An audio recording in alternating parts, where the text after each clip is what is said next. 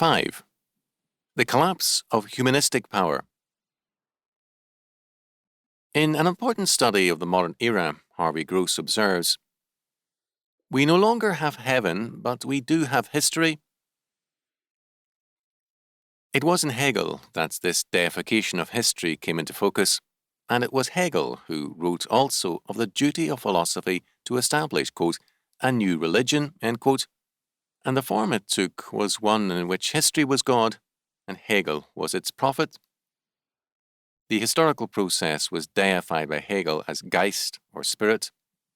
As Findlay noted, quote, "As a philosopher, Hegel believes in no God and no absolute, except one that is revealed and known in certain experiences of individual human beings, to those whose being it is essential to be so revealed and known," end quote. This human incarnation of the absolute as history Hegel saw in his own day in Napoleon. Since then, others have seen it in Hitler, Stalin, F.D. Roosevelt, and others. Hegel also saw the incarnation in science and wrote to C.G. Selman on January the 23rd, 1807 that, quote, "Science alone is the theodicy," end quote. Marx and Stalin were later to combine this theodicy of science with the state to produce the infallible dictatorship of the scientific socialist state. This was a logical conclusion. Hegel had also said that, quote, "the perfect embodiment of spirit assumes the state," end quote. In terms of this faith that God is history, Khrushchev could tell the United States, "We shall bury you. History is on our side." Thus, the conclusion of the modern era and its philosophy is a new religion and a new absolute power, the sovereign state as the incarnation and goal of history. Very few Christians caught the significance of this new religion. One who clearly did was the Catholic Conrad von Boladin, whose writings were soon proscribed in his native Germany. In The New God, translated into English in 1872 by the very Reverend Theodore Nothan, he made it clear that, quote, "the state, God," end quote, "was an absolute and jealous God bent on destroying Christianity and bringing all men into subjection to itself." Within humanistic circles, a new atheism began to develop in the 19th century, atheism with respect to the God state. The anarchists were the humanistic doubters of the God of humanism, and the anarchistic revolutionists began a death of God movement, a concerted and intensive effort to kill the new God, to strangle him in his infancy, as it were. The role of these anarchists as the great dissenters within the fold of humanism was not appreciated by the Church, nor was it grasped. The anarchist, however, was still a man with hope. He believed that the natural goodness of man would lead to true order once the great evil environment of the state was removed. History as God would then reveal itself in the peace of autarky.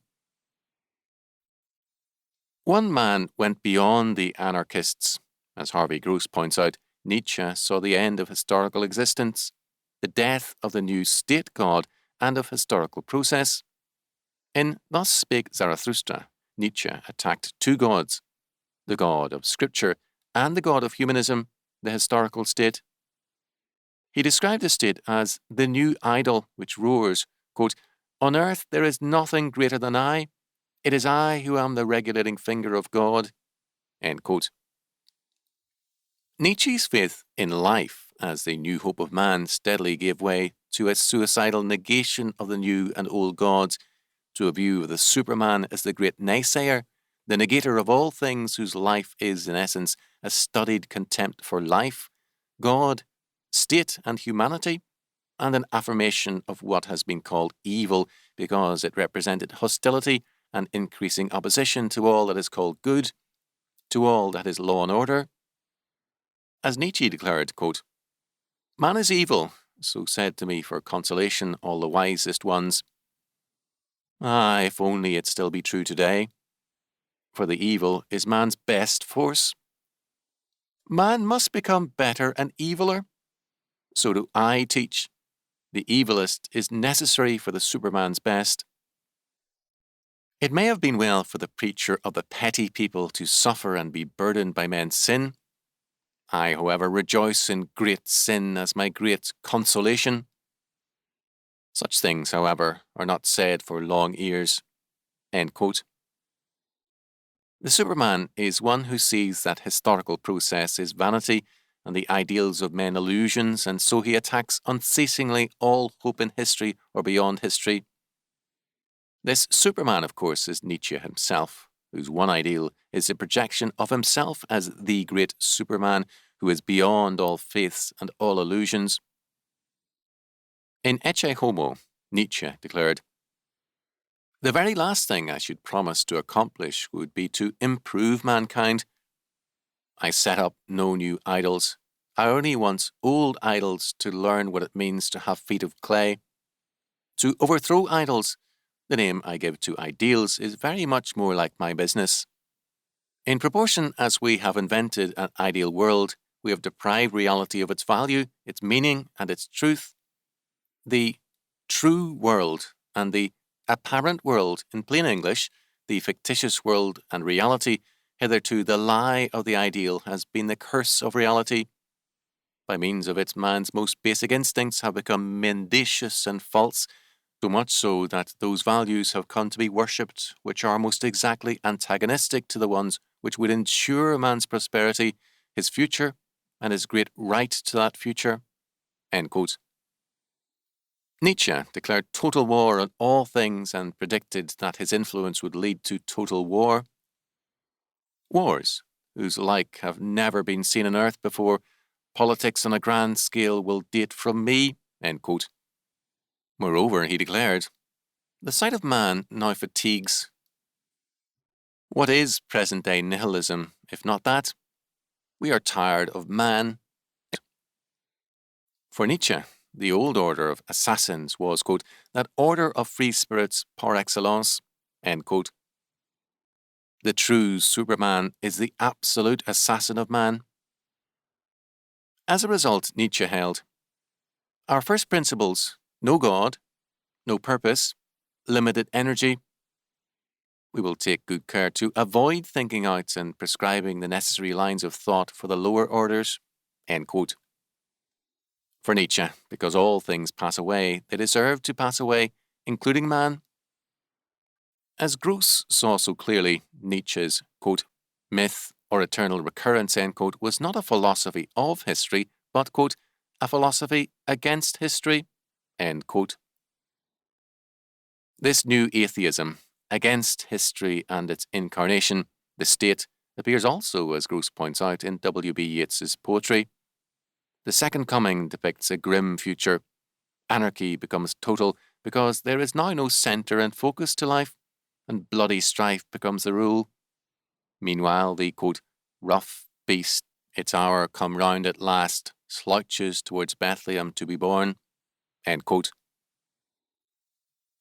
In Supernatural Songs 5, Reeve considers Christian love insufficient. Why should I seek for love or study it?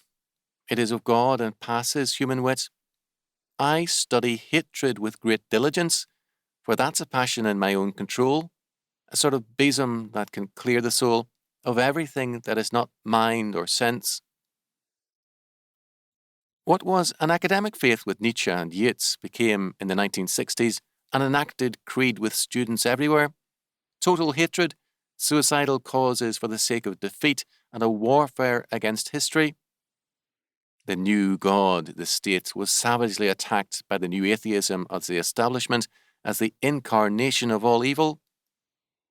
In Meru, Yeats saw civilization's rule and peace as a product of manifold illusion, end quote, and predicted the end of man, quote, his glory and his monuments, end quote. The task of man, therefore, to use André Malraux's phrase, quote, is to organize the apocalypse, end quote. But to organize the apocalypse means less and less to usher in the Marxist utopia and more to bring forth total judgment and damnation on all things. Thus, even as humanistic man creates the totalitarian state, he wills at the same time its Gotterdammerung. not only in the twilight, but also the death of his gods and all their power. History is denied in the name of apocalypse, and the humanistic apocalypse is total judgment and destruction without any salvation.